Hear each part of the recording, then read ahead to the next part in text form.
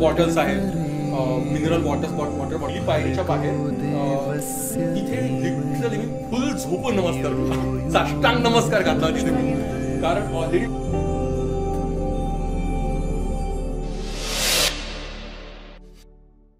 नमस्कार, मी तुमची होस्ट प्रियांका आणि पियू द स्टोरी टेलर या यूट्यूब चॅनलवर तुमच्या सगळ्यांचं मी मनापासून स्वागत करते. दरवेळेस मी तुमच्यासमोर नवीन नवीन विषय घेऊन येते, तसाही आज एक खूप छान विषय घेऊन आली आहे, तो म्हणजे गिरनार परिक्रमा.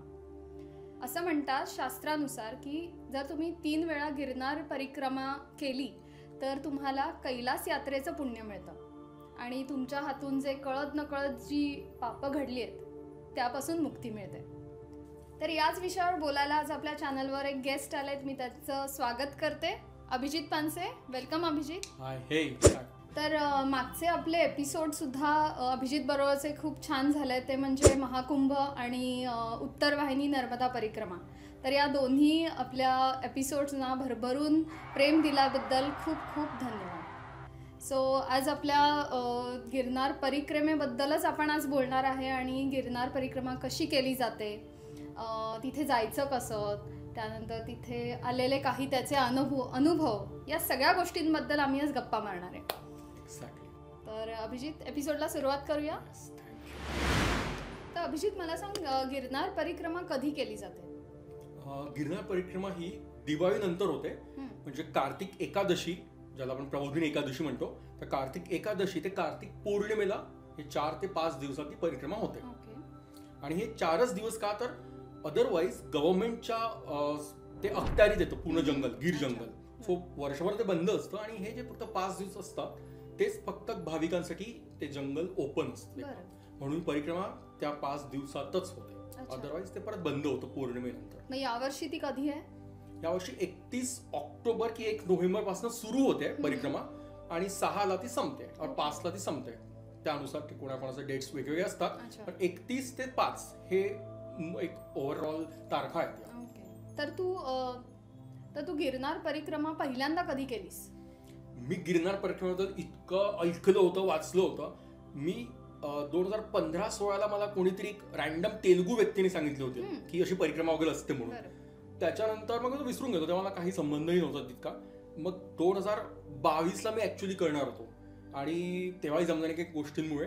23मध्ये मी करणार, तेव्हाही जमणार नाही, पण तेव्हा ऍक्च्युली बऱ्याच वेळा मी गेलो नाही, कारण ज्यांनी 2023ला परिक्रमा केली आहे त्यांना फार त्रास झाला होता, कारण तेव्हा पाऊस झाला आणि पावसामुळे पूर्ण जंगलात पाऊस, चिखल, सो खूप अडचणी आल्या. सो 24मध्ये मग मी माझ्याकडनं फायनली परिक्रमा करून घेतली. सो 2024चा लास्ट इयरलाच मी ती परिक्रमा केली. तर गिरनार परिक्रमेचा तुझा अनुभव काय होता? काय काय अनुभव आले तुला तिकडे? मला जबरदस्त अनुभव आला. I was unplanned basically. माझी कुठली तयारी झाली नव्हती. मला माहित नव्हतं इतकं कठीण काम, एक गोष्ट आहे बेसिकली, कामगिरी आहे ती लिटरली, फार कठीण होतं ते. आणि दिवाळीमध्ये एकतर भरपूर खाणं झालं, गोड आणि सगळं. आधीच माझा फिटनेस गेलेला आहे, तेव्हा आणखी गेला होता. सो मला माहित नाही इतकं कठीण असतं म्हणून. म्हटलं गिरनार परिक्रमापेक्षा गिरनार दर्शन आहे, 1000 पायऱ्या जायच्या, 10,000 उतरायच्या. पण जेव्हा मला कळलं हे असलं प्रकरण आहे तेव्हा मला खूप त्रास झाला पर्सनली, सिरियसली. म्हणजे हे इतकं इझी नाही आहे ही कामगिरी, गिरनार परिक्रमा करणं म्हणजे मला कठीण आहे. अदरवाईज 80 वर्षांचे लोक सुद्धा ते परिक्रमा करतात. गुजराती लोक खूप मनापासून करतात, आपले मराठी लोक तर सगळीकडे असतातच, सो ते पण खूप प्रेमाने करतात. पण ही सोपी परिक्रमा नाही आहे, ही कठीण परिक्रमा आहे. मला याचा अंदाज नव्हता ना, मी कुठला युट्यूबचा व्हिडिओ बघितला होता, काहीच नाही. डिरेक्टली ब्लँक, अनप्लॅन्ड मला जायचं होतं, क्लीन स्लेटने. सो कुठलाही प्री ऑक्युपाईड माइंड नव्हतं, कॉन्सेप्शन क्रिएट नव्हतं डोक्यात. तुला माहिती होतं की कसं कुठे जायचं? एक्झॅक्टली, बेसिक माहिती होतं. कारण वरती जेव्हा मी दर्शनाला जायचो ना, तेव्हा मला माहित होतं की इथून कुठून तरी जंगलात परिक्रमा होते. सो बट फक्त वरून बघायचो. पहिल्यांदा जेव्हा परिक्रमा केली, फुल म्हणजे भयंकर होतं ते काय प्रकार. मला खूप पर्सनली त्रास झाला. पण ती किती दिवसां, म्हणजे किती दिवस, किती तासांची असते ती परिक्रमा? ऍक्च्युली तासांची असं म्हणता येणार नाही. त्याची मी थोडा बॅकग्राऊंड सांगतो परिक्रमेचं काय असतं. हे जे 5 दिवस आहेत, त्या 5 दिवसांमध्ये असं म्हटलं जातं की जे काही 33 कोटी देव आहेत, शंकर, पार्वती आणि इतर सर्व देव, हे त्यावेळेस गिरनारच्या जंगलात मुक्कामास असतात. म्हणजे अगदी असे म्हणतात की पूर्वज नक्षत्र, नवग्रह, नवनाग, नवनाथ, सगळे म्हणजे देव सगळे तिथे अवतरलेले असतात. सो म्हणून म्हणतात की आपण ते 4 दिवस तिथे ऍटलिस्ट त्या सानिध्यात राहायला पाहिजे. बरोबर. So coming back to your question की तिथे किती तासात होते परिक्रमा, ती आपल्यावर डिपेंड आहे. आपण मराठी लोक जे जातो जनरली ट्रॅव्हल्स थ्रू, मी त्रिगुणात्मक सोबत गेलो होतो, काही लोक आपले जातात, पण गुजराती लोक काय करतात ते 5 दिवस परिक्रमा करतात. म्हणजे आज थोडंसं चाललंय, मग तिथे स्टॉप, तिथेच ते आपलं भांडी कुंडी ठेवून जंगलमध्ये जेवण, राहण्याची वगैरे सोय कसं आहे तिथे? कॅम्पिंग आहे का काय? कसं? दूर काहीच नाही. अच्छा, काहीच नाही. एकदम रॉ जंगल आहे तिथे, वाईल्ड लिटरली. सो तिथे लोक, मी तुला याचा पण आन्सर पुढे सांगेनच, मला फार आवडती एक गोष्ट आहे ती मी पुढे सांगतोय. पण ओव्हरऑल लोक तिथेच राहतात, तिथे त्या जंगलात झोपतात जिथे जागा मिळेल तिथे. आणि सो असं प्लॅन नसतं काही, म्हणजे सगळं जेवण वगैरे सगळं तिथेच बनवतात, तिथे करतात तयार ते स्वयंपाक लिटरली. आणि म्हणजे आपण पुस्तकात वाचलं असतं आतापर्यंत की दगड घेतले कुठले तरी आणि 3 दगड मांडलेत आणि त्यावरती चूल लिटरली पेटवली आणि वर त्यांचा स्वयंपाक केला. तसं सेम ते स्वयंपाक तिथे करतात आणि ते बघूनच इतका आनंद होतो, सुगंध असतो त्यांचा. सो अगेन तुझं उत्तर असं आहे की आपण जे लोक जातो म्हणजे मराठी महाराष्ट्रातले लोक, ते काय करतात, काही लोक म्हणतात की पहाटे निघतात 4 वाजता परिक्रमा सुरू होते प्रवेशद्वारापासून. ती कशी ते पुढे सांगतो, पण ती परिक्रमा सुरू केली की ते रात्रीपर्यंत परत येतात. टोटली 36 ते 40 किलोमीटरची परिक्रमा आहे, पण ती कागदावरती 40 किलोमीटर आहे. तसं प्रत्यक्षात जो अनुभव आहे तो थोडा जास्त आहे, कारण दगड आणि दगड झोंडे, डोंगर हे सगळंच पार करावं लागतं. सो 36 किलोमीटर तसे कागदावरती. आणि इथं काही लोक काय करतात, पहाटे निघतात आणि रात्री आपल्या हॉटेलला येतात, म्हणजे कंप्लीट यात्रा परिक्रमा करून परत स्टे आपल्या ठिकाणी करतात जिथे ते करतात. मी पर्सनली वाचलं होतं, मला जे सांगितलं गुजराती आणि तेलुगू लोकांनी की तिथे राहायचं म्हणतात, की ते पण दत्तभक्त होते जरा. सो त्यांनी मला खूप डिटेल सांगितलं होतं की त्या जंगलात राहण्याचं महत्व खूप आहे, की कारण ते नवग्रह, नवनाथ आणि सगळे देव जाऊ आपले पूर्वज वगैरे तिथे असतात म्हणतात अदृश्य रूपाने. सो येस, मी तेच डोक्यात ठेवून गेलो की मला इथे स्टे करायचं आहे. काही हो काय मला काहीच माहित नव्हतं बेसिकली, कारण मी ग्रुप सोबत गेलो होतो, पण ग्रुप सोबत मी राहिलो नाही. आय थिंक म्हणजे अशा घटना घडत गेल्या ना, म्हणजे आता ते उजळणी केली डॉट्स जोडत गेलो तर वाटतं की यार काहीतरी वेगळं होतं.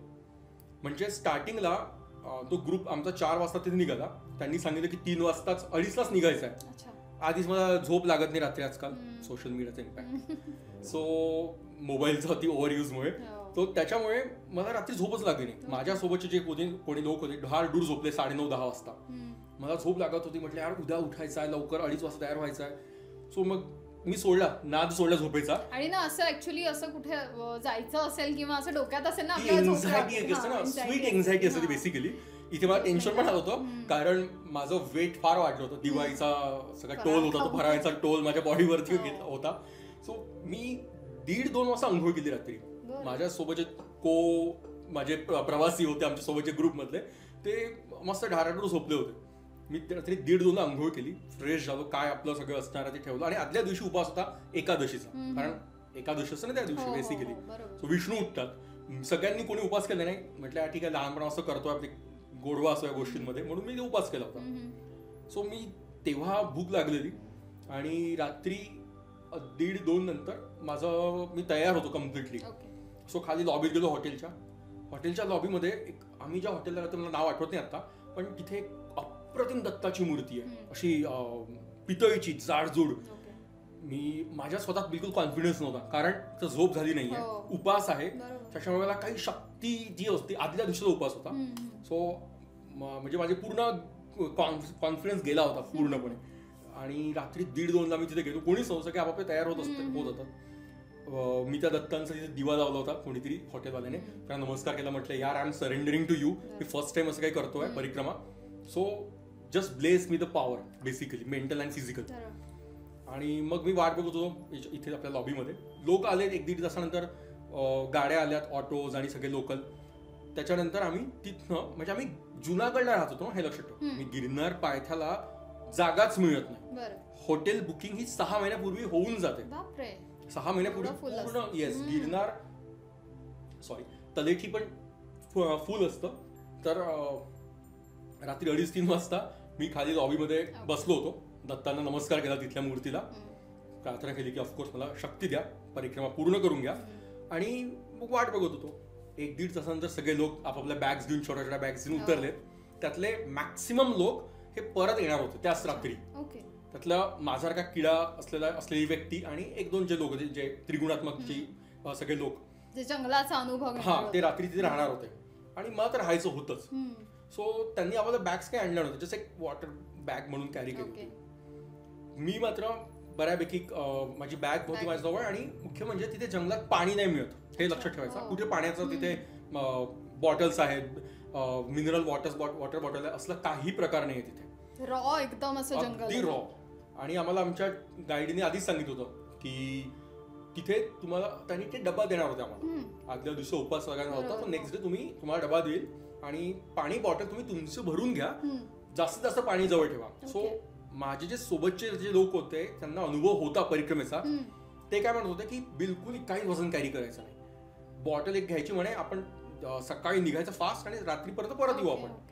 तर ते त्यांचे प्लॅनिंग सुरू होते. त्यांनी मला मोस्ट ऑफ देम असंच करणार होते की सकाळी जाऊन संध्याकाळी. 100 फॉर एक्झाम्पल 100 लोक असतील तर 70 ते 75 लोक असेच करतात. फार 20-25 लोकांना म्हणते की आम्हाला तिथे राहायचं. तुमचं जुनागड पासून चालू झाला प्रवास. ऑटो झालेत, गाड्या आल्या लोकल पूर्ण, आणि आम्ही निघालो सगळे हे घेऊन. माझ्याकडे बॉटल होती 3 लिटरची बॉटल, तिचं ऑलरेडी वजन, आणि हे परिक्रमेचं चालण्याचं एक वजन एक्स्ट्रा होतच भरपूर. तर मग आम्ही पहाटे पोहोचलो भवनाथला. भवनाथ हे अत्यंत महत्वाचं मंदिर आहे गिरनारचं, गिरनार एरियातलं. तर ते शंकराचं मंदिर आहे आणि तिथून ती परिक्रमा सुरू होते. आता जसं एक उदाहरण सांगतो की जेव्हा आता मी 5-6 वेळा गेलोय परिक्रमेला नाही, सॉरी, दर्शनाला. आजपर्यंत मला त्या रोडवरती, म्हणजे भवनाथ मंदिराच्या जवळच गिरनार परिक्रमा प्रवेशद्वार लिहिलं आहे, मला आजपर्यंत दिसलं नव्हतं. यावेळेस पहिल्यांदा मी म्हटलं मी इथनं शेकडो इन द सेन्स 5-6 वेळा गेलो आहे, तरी मला दिसलं नाहीये. त्यावेळेस दिसत होतं द्वार असं ओपन झालेलं, छान ओपन. तसं ते ऑलरेडी कमान आहे तिथे. आम्ही भवनाथाचं दर्शन बाहेरनं केलं कारण गर्दी होतीच. आणि मग नारळ वाढवला आमच्या ग्रुप लिडरने आणि तिथनं आम्ही मग पुढे सुरू झालं. सगळेजण पुढे निघालेत. हे किती पहाटेची वेळ होती? पहाटे 4-4:30 झाले असतील. सगळे लाईट्स ऑन, सगळे प्रचंड गाड्या सगळीकडे आजूबाजूला, असं फुल माहोल असतो तिथे. या 5 दिवसात लाखो लोक येतात आणि स्पेशली मोस्टली गुजराती लोक असतात. आणि एक ट्रिक सांगतो जे आमच्या ग्रुप लिडरने खूप चांगली खेळली, सांगितलं की जनरली हे लोक पूर्वी काय करायचे, पहिल्याच दिवशी परिक्रमा सुरू करायचे. म्हणजे कार्तिक एकादशीलाच, आम्ही नेक्स्ट डे करतोय द्वादशीला. एकादशीला केलं तर काय होतं, अख्खा जो मॉब असतो लाखो लोकांचा, तो परिक्रमा निघतो पहिल्याच दिवशी. सो त्यांना त्याच्या लास्ट इयरला काय झालं होतं की इतका मोठा तो भाग आहे चालण्याचा, तरी जे क्राऊड इतकं होतं की एक पाऊल टाकायला थांबायचं लागत होतं. म्हणजे इतकं ते एकमेकांना चिटकून लोक चालत होते. सो म्हणून त्यांनी यावेळेस काय केलं, लास्ट टाइम काय केलं की दुसऱ्या दिवशी आपण परिक्रमा सुरू करू, सो दॅट जो मोठा मॉब आहे, तो जो क्राऊड आहे तो ऑलरेडी पुढे गेला असेल. मोस्टली गुजराती लोकांचा असतो तो. सो मग आम्ही जो परिक्रमा सुरू केली, गर्दी तर होतीच, पण जे वर्णन त्यांनी मागच्या वर्षीचं मी ऐकलं होतं तसं काही नव्हतं. तिथनं मग आमचं नमस्कार केला, छातीला लावली माती गिरनारची. म्हटलं हिंमत पाहिजे, because I was not confident about my self. कारण काहीच शक्ती उरली नव्हती, रात्र झोप झाली नव्हती, उपवास होता आणि फुल वजन वाढलेलं. सो म्हटलं ही काही कठीण आहे आपल्याकरता हे काम, परिक्रमा करणं. सो मी पूर्ण झोनमध्ये जातो. कधी पण माझं काम करायचं ना मोठं, त्या झोनमध्ये गेलो की ते काम माझं नीट कॉन्सेप्ट सुरू असतो. अजून दुसरा डोंगर संपला नाहीये. कितीतरी वेळानंतर एकदाचा तो डोंगर संपला आणि मालवेला गाव आलं. म्हणजे पहिलं 12 किलोमीटरचा टप्पा होता जिनाबाबाच्या मडीपर्यंत. जिनाबाबाच्या मडीनंतर जो माझा ससा झाला, लिटरली सेकंड माझा ससा, जो हरणारा ससा तो झाला. सो मी तिथे 7 तास तिथे होतो मी जवळपास. आणि मग त्याच्यानंतर खाली उतरायला लागलो. मग ते गाव आलं 8 किलोमीटर नंतरचा हा दुसरा टप्पा. पहिला टप्पा जिनाबाबाची मडी, दुसरा टप्पा मालवेला गाव. इथे तुम्हाला जेवणाचे भरपूर ऑप्शन्स आहेत. म्हणजे तिथे लोक भंडारा करतात किंवा असं काइंड ऑफ महाप्रसादासारखं, पण काही लोक तिथे विकतात सुद्धा. तुमचे छोटे छोटे बारीक हॉटेल्स पण असतात तात्पुरते तयार केलेले. सो ते गाव म्हणतात मालवेला गाव. ते सगळं जंगलातलंच गाव आहे ते, पण तिथे खाण्यापिण्याचं मिळतं सर्व. इव्हन तिथे भाज्या विकायला असतात. अरे बाप, ते बघून इतकं मस्त वाटतं, फिलिंग येतं ना, कसं का भाज्या वगैरे मांडलेल्या आहेत विकायला आहेत. कारण काही काही गुजराती लोक 5-5 दिवस त्या जंगलामध्ये राहतात. सो तिथलंच ते घेतात, तिथेच शिजवतात आणि मस्त जंगल भोजन करतात, वन भोजन करतात. सो आनंद वेगळा आहे यार, तुम्हाला एकदा करायचा आहे आयुष्यात. मग तिथनं मी गेलो आणि तिथे मी जरा बसलो, आराम केला. आता मी एकटा होतो कम्प्लिटली. आता मला ना थोडं टेन्शन यायला लागत होतं की कोणीच ओळखीचं नाहीये आणि जर मला इथे राहायचं आहे, माझ्याकडे एक ऑप्शन आहे, मी एकच नॉनस्टॉप चालू शकतो आणि परत जाऊ शकतो आपल्या ठिकाणी हॉटेलला, जुनागडला. कारण रस्ता म्हणजे एकच सरळच होता तसा. ते रस्ता अदरवाईज कोणाला कळणार नाही, पण इतके लोक चालले तर रस्ताच माहिती आहे कोणता असणार आहे. सो मालवेला गावात काली मातेचं मंदिर आहे, महाकालीचं मंदिर आहे. सो तिथे त्या अवतीभोवती लोक, तिथे झोपायला जागा असते आणि इथे सगळी पोलीस यंत्रणा असते. तिथे पोलीस स्थानक उभारलं जातं तेवढ्या पुरतं. सो सतत पोलिसांच्या सूचना होत्या की तुम्हाला झोपायचं आहे तुम्ही इथे झोपू शकता. ती सगळं आणि रस्त्यावरती आपल्या याच्यावरती काय ते अंथरलं असतात सगळं प्लास्टिक, तिथे आपण जाऊन झोपायचं काय ज्यांना झोपायचं नंतर. आता घड्याळीत वाजले होते तेव्हा 4-4:30 वाजले असते आणि आय वॉज थिंकिंग आता करायचं काय. आतापर्यंत मी कोणाला मिस केलं नव्हतं, आता म्हटलं आता कोणत्या ग्रुपमध्ये दिसू देत यार, कारण काहीच कळत नव्हतं की राहायचं कुठे. म्हणजे मनाला सांगायचं की यार अभि इथे थांबायचं आहे, पुढे मग बघू. रेंज नव्हतं, काही नव्हती. सो मग आणि चमत्कार काय असतं हा अनुभव आहे परत एक स्वीट अनुभव, काही मोठा अनुभव नाही. सो मी मालवेला गावात पोहोचलो आणि माझं पाणी संपलं होतं ना, तोवर वॉटर बॅग मध्ये 3 लिटरची पाणी संपलं होतं. आणि तिथे पाणी म्हणजे आपण इतके नाटकी लोक की आपलं मिनरल वॉटरच लागतं पॅकिंग असलेलं. तिथे एक ड्रम, पूर्वी असे निळ्या रंगाचे, आजकाल ड्रम म्हणजे फार टेन्शन वाली गोष्ट म्हणतात निळ्या ड्रम मध्ये. सो त्या ड्रम मध्ये एका माणसाने फुल पाणी भरलं होतं आणि तो देत होता प्रत्येकांना आणि फ्री मध्ये होतं. त्यांची सेवाच असते, गुजराती लोक त्यांची प्रचंड चांगली सेवा असते ते. सो ते पाणी तो द्यायचा प्रत्येकाला. मी इतकं थकलो होतो तेव्हा. परत एक डोंगर होता, तो त्या डोंगराच्या मी मागे जाऊन बसलो आणि बसल्यावरती मला कळलं की डावीकडे काहीतरी चमकत आहे माझ्या. आणि मी बघितलं होतं तिथे अभ्रक, माहिती तुला लहानपणी आपल्याला अभ्रकाचं एक असायचं दिसायचं, तसं लिटरली अभ्रक हे चांदीसारखं चमकतं, हे सोन्यासारखं होतं आणि ते सोनं असं दिसत होतं लिटरली. आणि मग एक गुजराती माणूस आला आणि एक मुलगा आला आणि एक म्हातारी पण आली, तिथे उचलायला लागले. ते म्हणे की त्यांनी एक स्टोरी सांगितली त्यांच्या भाषेमध्ये, जी मला काहीशी अशी कळली की जे काही पुरातन काळात जे काही इथे झालं, सोन्याचा पर्वत वगैरे होता, तो ते अजून इथे सापडतात म्हणतात. टेक्निकली असं काही नसेल नॅचरली आजच्या काळात, पण ते सोनं तिथे चमकत होतं. मी परत उठून ते गेलो, तिथलं काहीतरी उचललंय आणि ते माझ्याकडे अजूनही आहे. ते मी आणलेत मुद्दाम, कारण ते सूर्यप्रकाश, आता दुपारचे 3-2 वाजले माझं म्हणजे ऊन डोक्यावर होतं, एकदम लख्ख ऊन होतं, ते चमकत सूर्यप्रकाशामुळे. त्याच्यामुळे सो माझं लक्ष तिकडे 10 वेळा जात होतं. काय मग मी तिथे आणले, त्याला माती आहे तिकडे जमून ठेवू, गिरनारची माती आहे परिक्रमेतली. सो ती आणली आणि परत बसलो. तिथे समोरच तो माणूस पाणी त्या ड्रम मध्ये, निळ्या ड्रम मध्ये पाणी देणार होता. त्यानं परत पोट भरून पाणी प्यायलो, आपल्या वॉटर बॅग मध्ये परत पाणी टाकलं बॉटलमध्ये आणि मग परत पुढे निघालो. मालवेला आता मी बऱ्यापैकी क्रॉस केलो होतो. तिथे ऍक्च्युली काय होतं, हा दुसरा डोंगर मी उतरतोय. हा उतरताना ना थोडा रिस्की आहे. तिथे पायऱ्या पण म्हणता येणार नाही, जे असं ना नॅचरल काहीतरी पायऱ्या आणि खूप धूळ माती तयार झाली आहे, तर ऍक्च्युली स्टॅम्पेड सुद्धा होऊ शकलं असतं, अशी ती भीतीदायक जागा होती. सो मी परत त्या काळजीने हळूहळू खाली उतरलो, कारण सगळ्यांची काळजी, पुढच्यांचा बघायचं मागच्यांना बघायचं आहे. आणि गर्दी होती या टर्न, कारण ते खिंड एक प्रकारची ती खिंड होती.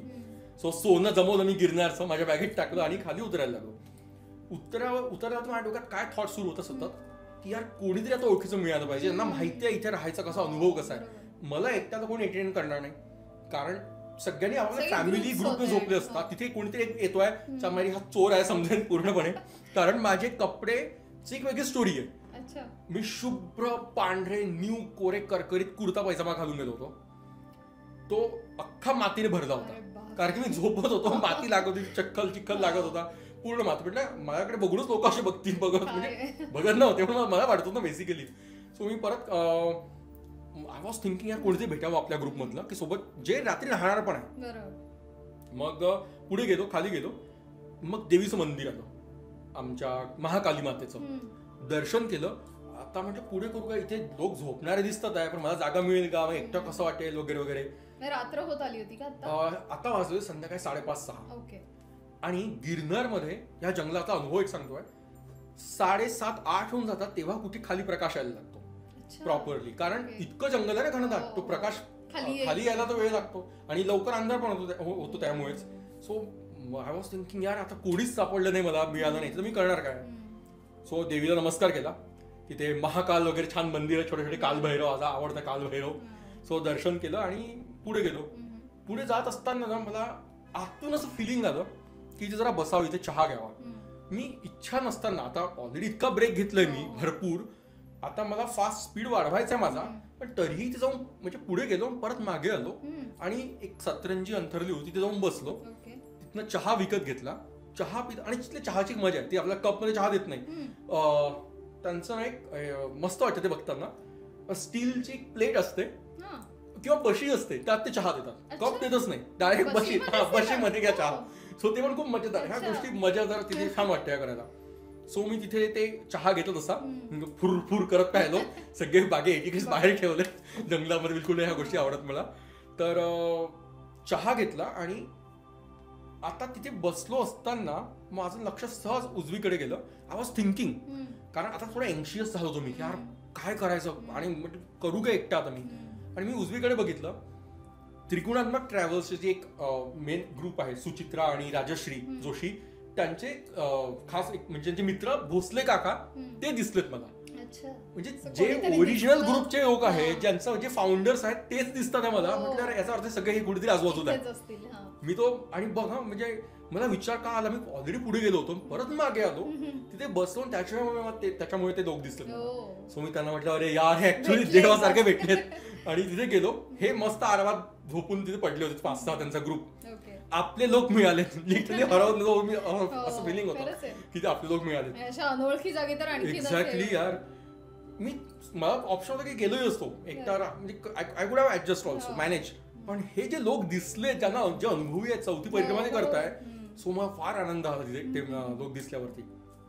तिथे जाऊन बसलो. अरे ते म्हणा की तू कुठे, आम्हाला जो पहाटे 4 नंतर आत्ता दिसतोय, सगळे कुठे आहेत वगैरे, काठीने घेतलीस का, म्हटलं काठी मिळालीच नाही, सगळ्यांना काठ्या मिळाल्या, मला काठी मारली म्हणजे आपल्या व्यंकटेश म्हणतो दत्तांनी. सो मी तिथे बसलो. मग तुम्ही रिलॅक्स होतो, अभि कुछ करणार नाही, आता जे काय होतं आपलं झालं. आणि ऍक्च्युली मला डोक्यात काय थॉट होता निघण्यापासूनच की ग्रुप मधनं मी स्वतःच मुद्दाम मागे चालत होतो. मला स्वतःला ग्रुप सोबत जायचं नव्हतं. कारण पहिली परिक्रमा होती, ग्रुप झालं ना की बोलणं खूप असतं सुरू, म्हणजे इतर गोष्टींमध्ये फार बडबड करतो आपण, मग अनेक गोष्टी असतात टॉपिक. तर म्हटलं यार हा कधी वर्षात एक दिवस पहिला अनुभव, एक आपण जातोय, इतकं दूर येतोय, तर मग आपण फक्त इथे ऍब्झॉर्ब करावं, ऑब्झर्व करावं. सो म्हणून माझं ती पण इच्छा पूर्ण झाली. मी एकटा सगळं चाललो बऱ्यापैकी, आणि जेव्हा संध्याकाळ आली तेव्हा बरोबर सगळे लोक पण मला भेटले आणि सो रिलॅक्स्ड आहे. आणि सेकंड डोंगर पूर्ण झाला. सो मालवेला गावात माझ्या हरवल्या लोकांची माझी गाठ पडली. सो परत एकदा महाकाली दर्शन घेतलं, कारण यांचं बाकी होतं या ग्रुपवाल्यांचं. सो त्यांचं पण चहा पिणं निवांतपणे चाललं सगळं. मग तर आय वॉज फुल्ली रिलॅक्स्ड. तिथे नाही झोपलास परत? तिथे नाही झोपलो. त्याच्यावर सतरंजीमध्ये पडले होते मी पण, थोडा वेळ तिथे पहुडलो, पण एक टेन्शन उतरून गेलं. आता म्हटलं सगळे ग्रुपच आपलं 7-8 लोक आहेत सोबत. मग परत महाकाली दर्शन घेतलं, परत महाकाल दर्शन घेतलं, आणि तिथून गिरनार म्हणजे वर बघितलं, गिरनारची मागची साईड दिसते. आपण गिरनार आता नेहमी वरनं बघितलं बाहेर, म्हणजे जे दिसतंय वरनं. इथे आपण इगल्स व्ह्यू तो वरून दिसेल ना, आपण खालून बघतोय पूर्ण चहूबाजूनी 360च्या कम्प्लीट अँगलने बघतोय, ग्राउंड लेवल पासून. ग्राउंड लेवल पासून आणि कम्प्लीट सगळ्या बाजूने बघतोय ऍक्च्युली. सो ते झालं. रात्रीच्या आय थिंक 9:30-10 वाजले असतील. घनदाट जंगल, घनदाट अंधार. तर मग आम्ही सगळेजण मिळून छान गप्पा गोष्टी करत, आणि एकदाच आम्ही तिसरा डोंगर, जो फार कठीण आहे असे लोक म्हणतात, मला जाणवलं नाही सिरियसली. मला दुसऱ्या डोंगरानेच फुल माझी टेस्ट घेतली होती. सो तिसरा डोंगर आमचा रात्री म्हणजे बऱ्यापैकी अंधार झाला होता, 8-8:30 वाजले असतील, कारण आम्ही खूप हळूहळू रमत गमत चाललो होतो बेसिकली. सो तिसरा डोंगर आमचा रात्री पार झाला. राहिलात कुठे तुम्ही? अच्छा हा, ते एक राहिलं मेन. आम्ही राहिलो कुठे ऍक्च्युली राहायच्यासाठी जे म्हणतात, तर त्रिगुणात्मकने आधीच सांगितलं होतं आम्हाला की जिथे जागा मिळेल तिथे तुम्ही राहू शकता. लिटरली तुम्ही थकला आहात, तुम्हाला आता झोपायचं, पण तिथे काही सोय असते अशी झोपायची? तिथे सोय होती, पण काय असतं ना, इतकी गर्दी असते तर ते लोकांना ते नाही देत तुम्हाला जागा राहायला. म्हणून तुम्हाला जिथे मिळेल तुम्ही झोपू शकता. मग साप, विंचू, प्राणी हे सगळं तयारी ठेवायची. पण म्हणून ऍटलीस्ट रस्त्यावरती सेफली झोपायचं. आणि लोक झोपले होते लिटरली, नदी म्हणतात की नाल्यां वगैरे पेक्षा जवळ झोपले होते. आणि तिथे एक रैन बसेरा हा शब्द मला फार आवडला. रैन बसेरा नाव होतं तिथं, म्हणजे तुम्ही झोपायला जिथे जागा असते. बसेरा, रैन बसेरा म्हणतात. हा युपी मध्ये खूप वर्ड मी ऐकतो. वाराणसीला जेव्हा जातो रैन बसेरा म्हणजे मोफत राहायची सोय. तर तिथे होतं, तिथे राहायला सोय होती. पण आम्ही जेव्हा पुढे गेलो ना, तर बरं तिथे त्या जंगलामध्ये भागवत सप्ताह सारख्या गोष्टी सुद्धा घडतात. स्टोरी वगैरे छान, तिथे कीर्तन वगैरे सुरू होतं त्यांचं. मग पण लोक म्हणे की तिथे जर गेलं ना, त्यांची काहीतरी नियमावली होते, मला आता आठवत नाहीये. मग आपण राहायचं कुठे, तर आम्ही एकाला रिक्वेस्ट केली आमच्या ग्रुप लिडरने की आम्हाला राहायला 3 तास जागा द्या. तरी तो थोडासा का कू करतच होता, पण त्याने आम्हाला म्हटलं की ठीक आहे. आणि त्याच्या आधी आम्ही जिथे राहणार होतो ना, का राहिलो नाही हा एक अनुभव आहे म्हणतोय चांगला. आता जिथे आम्ही राहिलो ती जागा, तो अनुभव आजपर्यंत आम्ही विसरलो नाही. इव्हन सोबत ज्यांचे 5-5 परिक्रमा झाल्या तेही म्हणतात की मागच्या वेळेस आपण राहिलो बेस्ट जागा होती. कारण थंडी वाजत, थोडीफार थंडी नव्हतीच बेसिकली, पण त्याने शेकोटी बैठवली होती. आणि अशी मध्ये ह्यूज शेकोटी, आजूबाजूला जंगल, आणि चंद्रवर दिसतोय कारण पौर्णिमेचा दिवस आहे, एकादशी द्वादशी दिवस आहे, पौर्णिमा जवळ येत होती, छान प्रकाश वगैरे पडला, अप्रतिम फिलिंग येत होतं. सो आम्ही इथे बसलो आणि सगळ्यांचे तिथे प्लास्टिक अंथरले होते. आणि त्यांनी सांगितलं की इथे जागा आहे तुम्हाला, इथे तुम्ही झोपा, कारण नंतरचे लोक येणार आहेत म्हणजे ओळखीचे लोक त्यांचे. सो आम्ही म्हणजे 4 तास आम्ही फक्त आम्हाला पडायला जागा हवी, जे पण आम्हाला एक मनाला समाधान मिळावं म्हणून की आम्ही इथे राहिलो आहे रात्री. मग तिथे शेकोटी होती. मला नशिबाने त्या शेकोटी जवळ जागा मिळाली. सो इतकी ती मोठी शेकोटी होती, त्याचा तो सुंदर एक वेगळं सौंदर्य होतं. मी असं खाली टेकलो स्लीपिंग बॅग मध्ये माझ्या. तिथे वर जेव्हा नजर गेली माझी तेव्हा बघितलं चंद्र दिसतोय, वरती घनदाट जंगल, झाड आहेत, त्या झाडामध्ये ते थोड्याशा गॅप मध्ये चंद्र दिसतोय. आणि मग मी डावीकडे बघितलं, डावीकडे आपलं दत्त शिखर दिसत होतं, गिरनार दिसत होता पूर्णपणे. आपण प्रदक्षिणा करतो पूर्ण, तर या भागात आलोय आता, शेवटचा भाग आहे हा लिटरली. आणि तिथून गिरनार दिसतो, डावीकडे गिरनार, आणि मग आपलं देवीचं मंदिर आहे, अंबाजी माता मंदिर, गोरखनाथ मंदिर, सगळं दिसत होतं तिथनं मला. आणि शेकोटी पेटलेली, तिचा एक वेगळा आवाज, तो एक वेगळा सुगंध जो असतो जंगलाचा सुगंध, आणि त्या शेकोटीचा, that was a real fireplace actually. आणि मग आम्ही थोडा वेळ झोपलो. एक भौगोलिक काय अनुभव असतो आता हा सांगतोय. रात्री इतकी थंडी वाजली, म्हणजे लाईक नेक्स्ट लेवल थंडी, कुडकुडनं काय असं ते अनुभवलं. 2-2.5 तासानंतर बघितलं ती शेकोटी तोवरती ती विजलेली होती, आणि इतकी थंडी. तर मला नंतर कळलं की ते मायनस मध्ये म्हणजे टेम्परेचर जातं म्हणतात त्या जंगलामध्ये, फक्त तेवढ्या त्या भागामध्ये. इतकी भयंकर थंडी काय कॅन टेल यू. तुम्ही बरोबर स्वेटर वगैरे कॅरी काहीच नव्हतं केलं, नॉर्मल, म्हणजे बाकी लोकांनी केलं तर मी तर काहीच, I was not into that mode. तर मग थंडीमुळे उठलो, सगळे आवाज म्हटले सगळ्यांना शेवटी काय 2 तास पडायचं आहे, कारण शास्त्र असं सांगते की तिथे राहा म्हणून एक रात्र तरी. सो आम्ही परत आमचे सगळे उचललं सामान आणि निघालो. रात्रीचे पहाटे 3 वाजले असेल तेव्हा. हे लोक 4ही दिवस, 5 दिवस कोणी थांबत नाही. हे त्यांचं सगळं दुकानं सुरू असतात. पहाटे 4-3 वाजता मला खायला सगळं मिळतं, जेवणापासून सगळं मिळतं. सो मी निघालो. आता सोबत सगळा ग्रुप होता. परत एकदा दत्त गुरूंची इच्छा किंवा मला वेगळा अनुभव द्यायचा असेल, परत हे सगळे लोक वेगळे झाले. तू पुढे गेला, परत मी एकटा, मी पुढे की मागे, मला आता नाही मी पुढेच गेलोच ना. मी प्रयत्न करतो की मागे थांबायचो मला. मग पण आम्ही इथं सुरू केलं, निघालो. सगळ्यांनी ते कावा वगैरे मिळत होता. थंडीमध्ये जो कावा, त्याने जो आनंद दिला नेक्स्ट लेवल. मग आम्ही परत चालत होतो सगळेजण शांतपणे. तर तिथे एक जागा आहे, ती त्या देवी, त्याचं नाव आहे बोर देवी. ती जंगलातली देवी आहे. कांतारा मूवी मध्ये म्हणतात ना की ग्राम दैवत, जंगलाचं दैवत, तशी ती देवी आहे तिथली. आणि त्या देवीमध्ये, त्या देवीच्या जागी अर्जुनाने सुभद्रासोबत विवाह केला होता. सो त्या पण ती कशी परत वेगळी वाट जाते. गिरनार परिक्रमा सुरू आहे, गोल हा गिरनार धरूयात आपण, अशी परिक्रमा सुरू आहे. आता आम्ही इथे झोपलो या भागावरती, आणि एंड मध्ये तिकडेच पोहोचायचं. पण इथून इकडे परत एक वाट जाते आहे ती बोरदेवीला. तू तिकडे गेलास आणि मी तिकडे गेलो कारण मला सगळं कम्प्लीट करायचं होतं. बरं. आमच्या सोबतचे जे होते सुचित्रा आणि राजश्री किंवा आणखी काही त्यांचा ग्रुप ते सरळ पुढे निघून गेले. त्यांना कारण त्यांना ते ऑर्गनायझर होते बेसिकली, ऑर्गनायझर आहेत सगळ्यांना त्यांना न्यायचं होतं. येस, तो म्हणून त्यांना आधी पोहोचायचं होतं की सगळं हॉटेलला जाऊन सगळं नीट आहे किंवा व्यवस्था म्हणून. मी तर ठरवलं की मला बोरदेवीला जायचंच आहे. सो मी आणि आणखी 2 ते 3 लोक बोरदेवीला गेलो. ते तिथनं आत आहे 5 किलोमीटर. म्हणजे 5 किलोमीटर आत जाणं, 5 किलोमीटर परत या रोडवरती येणं, परिक्रमेच्या रोडवरती, रस्त्यावरती. मग आम्ही दर्शन केलं.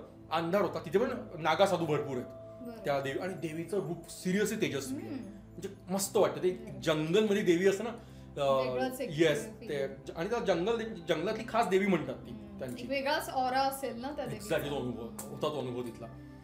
दर्शन केलं आणि आतापर्यंत सोबत लोक होते 3-4, हे सुद्धा माझ्यासोबत आले होते. मी एकटा गेलो नाही बोरदेवीला, ते होते. पण काहीतरी झालं, ते पुढे चालले गेले आणि मी मागे राहिलो. आणि मग त्याच्यानंतर परत माझा एकटाचा प्रवास सुरू होता इथनं.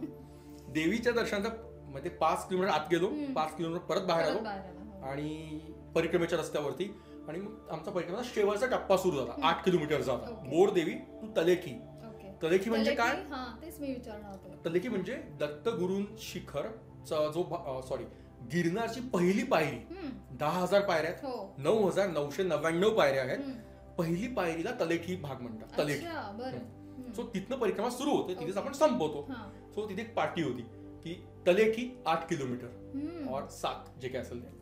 म्हटलं चला आता आपण परिक्रमा संपणार आहे, संपली आहे. बोरदेवी दर्शन झालं फुल. तिथे कोणते साधूने लाल गंध वगैरे लावलं होतं माझ्या, तो ते कम्प्लीट करून मी आलो बाहेर.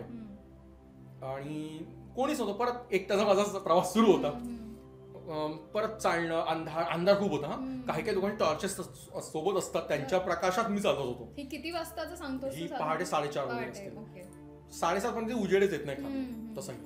सो पहाटे 4:30 पर्यंत मी आता रोडवर आलो होतो चालण्याच्या. आणि तिथे खूप दुकानं वगैरे होते, काही मेडिसिन्स आयुर्वेदिक विकणारे लोक. सकाळ होत होती आता 6-6:30. आणि त्याच्यानंतर सुरू होतो एक लिटरली घाट रस्ता, round and round and round. Sanjay दत्तने डायलॉग घेतला होतो, मला आठवत आता. तो literally round and round and round ती आपली फाईल फिरत राहते. आपण म्हणतो की अरे आता संपेल, आता संपेल. आणि हा प्रत्येकाला अनुभव येतो की परिक्रमास ते दिसतंय, आवाज येतोय की संपते आहे. म्हणजे दिसतात आहे, आजूबाजू वर्दळ ऐकू येते आहे किंवा परिक्रमाला 3 किलोमीटर दिलेलं आहे असं आहे, पण ती संपतच नाही. हा प्रत्येकाचा अनुभव आहे. आणि मी ऐकलो होतो आतापर्यंत, मला पण तोच अनुभव आला. लिटरली फिरतोय, चालतोय गोल गोल गोल शेवटपर्यंत. पण अरे आता संपेल. खूप वेळ, सकाळी सुद्धा खूप वेळ. माझ्या कपड्यांची अवस्था बेकार झाली होती. आणि सकाळी परत तिथे बसायचो थोडा वेळ, आणि लोक भरपूर असतात. एकदाच ते राऊंड अँड राऊंड संपले माझे आणि मला रोपवे दिसला. आता हा दिवस होता म्हणजे पौर्णिमेच्या आदल्या दिवशी वैकुंठ चतुर्दशी, ज्याला हरिहर भेट म्हणतो आपण. माझं जे खूप भावनिकरित्या मी जवळ आहे ते गोरक्षनाथ, नवनाथांपैकी एक गोरक्षनाथ शिखर तिथे आहे. वैकुंठ एकादशीला गोरक्षनाथ जन्मदिवस म्हणतात, जन्मदिन म्हणतात. म्हटलं यार काय सही आहे ना की समोर गोरक्षनाथ पण आहे आणि गोरक्षनाथ जन्मदिवसा पण आपण इथे आलो आहोत. परिणाम पूर्ण आटोपते आहे, संपायला आली आहे, शेवटचा टप्पा बाकी आहे. आणि सूर्योदय कम्प्लीट झाला नव्हता, ऍटलीस्ट सूर्यप्रकाश, हलकासा सूर्यप्रकाश आला होता. तो इतकं सुंदर जंगल दिसत होतं. ते सागवान आणि सगळं काही पानं खालीशी पडलेले, वातावरण आणि सौंदर्य जे असतं ना, नैसर्गिक सौंदर्य, आणि तो सुगंध, एक जंगलाचा वेगळा सुगंध असतो, पक्ष्यांचा आवाज येत होता. आणि काही क्षण असं जरा ही गोष्ट एन्जॉय करूया. ते पुढे गेले, सगळे पुढे गेले, कोणीही नव्हतं. आता परत माझा एकटाच प्रवास सुरू झाला बोरदेवी पासून. आणि I was really enjoying he phase. म्हणजे जे आदल्या दिवशी मी सुरू केलंय त्यापेक्षाही हे जे शेवटचे 5 किलोमीटर ना बोरदेवी टू मेन तलेठी, मी स्वतः खूप एन्जॉय केले. एकतर इतकं रिलॅक्स्ड माइंड होतं त्या मोमेंटला, शांत, आनंद, जंगल आजूबाजूला, आणि खूप वर्दळ नव्हती, खूप गर्दी नव्हती, पक्ष्यांचा आवाज येत होता. आणि सकाळचं जंगल खूप सुंदर होतं, एक वेगळं चैतन्य असतं त्यामध्ये. त्यानंतर परत हळू पोहोचलो आणि जेव्हा संपायला आलं मला कळलं की आता संपताय. मी थोडा वेळ तिथे बसलो त्या एका जागेवरती आणि थँक्यू म्हटलं यार इथपर्यंत तरी करून घेतलं. शेवटी आदल्या दिवशी मी म्हणतो प्रवेशद्वारापासून परिक्रमा सुरू होत होती केलेली, हा. आणि आता कम्प्लीट आमची परिक्रमा संपण्याचा एक कमान द्वार अच्छा, होतं. हा. तिथनं बाहेर आलो. बाहेर यायच्या 1-2 मिनिटं आधी मी तिथे थांबलो, त्याला नमस्कार केला त्या कमानीला, ओके. जेन्युइन नमस्कार केला. त्याच्या बाहेर आलो आणि गिरनारची जी पहिली पायरी आहे तलेठी ज्याला म्हणतात, तू म्हणलास. तिथे गेलो. ओके. तिथे प्रचंड गर्दी, म्हणजे भयंकर गर्दी. आता वाजले होते सकाळचे 8:30, 9, 10 वाजले होते. ओके. चांगला सूर्यप्रकाश, अगदी ऊन आलं होतं व्यवस्थित आलं बऱ्यापैकी. होतं, हा. सगळीकडे पोलीस वगैरे होते सगळे आजूबाजूला, कारण गर्दी खूप होती. हो, हो. मी तिथे तो रोड आहे, आता काही जंगल संपलंय ना, बाहेर आलोय मी हो. पहिली पायरीच्या बाहेर. तिथे लिटरली मी फुल झोपून नमस्कार केला. साष्टांग नमस्कार घातला तिथे कसा मी, गेला तिथे? कारण ऑलरेडी माझे कपडे माखले होते. हो. तो फोटो असेल तर मी पाठवेन की आधीचा आणि त्या यातला कपड्यांचं काय काय अवस्था झाली होती म्हणजे. सो नमस्कार केला. आता म्हटलं परिक्रमा पूर्ण झाली यार, आयुष्यातलं एक स्वप्न होतं पूर्ण झालं 2024 मधलं खास. हो. आणि त्याच्यानंतर मग आम्ही मग मी एकटाच होतो, त्याच्यात आम्ही नव्हतो तेव्हा सोबत. तर तिथनं मी ऑटो शोधत जुनागडला जायचं होतं. अच्छा. आणि जुनागडला मग पोहोचलो. अगदी हॉटेलच्या शेजारीच ऑटो थांबली. आतमध्ये गेलो. सगळे लोक पोहोचले होते, सगळे फ्रेश झाले होते. कोणी बाहेर यायचं होतं असं म्हणतात. मला नंतर कळलं की पहिले त्यावेळेस शिखरावर नाही गेलास का? नाही, तेव्हा शिखरावर जाण्यात ताकदच नसते. अच्छा. काही लोक आहेत खतरनाक जे असतात, ते हो. लोक ते जातात तिथे वर सुद्धा, 4 जण लोक. मी नव्हतो त्यातला बिलकुल. सो मी पहिले हॉटेलमध्ये गेलो आणि हॉटेलमध्ये गेल्यानंतर पहिल्यांदा त्या मूर्तीसोबत नमस्कार केला. जे आदल्या दिवशी सुरुवात केली हॉटेलमध्ये दत्तमूर्ती, त्यांना नमस्कार केला की माझी परिक्रमा संपूर्ण झाली आहे. आणि त्याच्यानंतर मी हॉटेलला गेलो, कपडे काढले. कपड्यांचं म्हणजे अशी भयंकर अवस्था झाली होती. आणि मग जे स्नान केलं मोठं शांतपणे. काही लोक बाहेर फिरायला पण गेलो वरती फ्रेश होऊन. मी मग फुल झोपलो. आणि दर्शन जे म्हणतेस ते दर्शन नेक्स्ट डे. अच्छा. हा, मग आम्ही आदल्या दिवशी पूर्ण हे केलं. अख्खा ग्रुप मध्ये तिथेच त्या दिवशी स्टे केला. येस, हॉटेलमध्ये. आणि मग सगळी परिक्रमा आटोपली. रात्री सगळं अंग थोडक्यात एक रात्रच तुम्ही त्या जंगलात थांबला. हा, एकच रात्र. तुमच्या त्यातली पहाटे काही 4 ते 5, 3 तास मॅक्सिमम. बरोबर. मनाला समाधान की आपण रात्र काढली बेसिकली. गुजरातचे लोक थांबतात यार, 5 दिवस 4 रात्र काढतात ते. आणि दिसतं म्हणजे तिथे काही फोटोज पण आहे माझ्याकडे तसे की छोटीशी मुलगी, तिची आजी तिला असं केसांना हे काही करून तेल लावून देते आहे.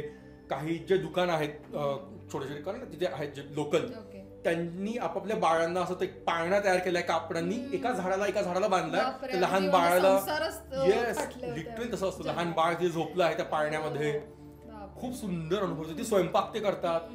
सेकंड घोडी म्हणजे आपले सेकंड डोंगरावरती मी अडकलो होतो म्हटलं, तर तिथे जो सुगंध येत होता मला, आजूबाजूला सगळं बघत होतो. त्यांचा स्वयंपाक कसा सुरू आहे.